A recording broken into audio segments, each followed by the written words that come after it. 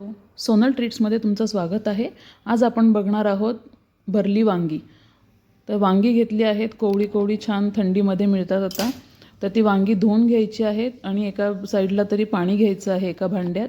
वांगी चिरली मधून की लगेच ती पाण्यात टाकायची, त्यामुळे ती आतून काळी पडत नाहीत। आता वाटणासाठी घेणार आहोत आपण थोडेसे तीळ भाजून घ्यायचे आहेत। भाजलेले दाणे घेतलेत, थोड्याशा लसणाच्या पाकळ्या घेतल्यात 5-6।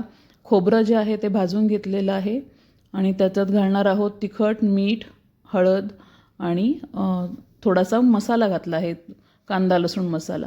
आता हा मसाला बारीक झाल्यानंतर वांग्यांमध्ये छान दाबून भरायचा आहे, म्हणजे तो मसाला बाहेर येत नाही। आता फोडणी करणार आहोत। तेल थोडंच घालायचं आहे, कारण आपण खोबरं आणि तीळ जे घेतले आहेत, दाण्याचं कूट, याचं सगळ्याचं तेल नंतर उकळी येते तेव्हा सगळं सुटतं ते तेल बरोबर। या तेलावरती छान वांगी परतून घ्यायची आहेत।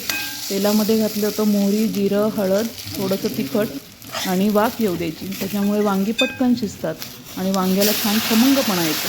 आणि उरलेला मसाला घातला। गरम पाणी एका साईडला करायला ठेवलं होतं की त्यानेकरून भाजी लवकर होते।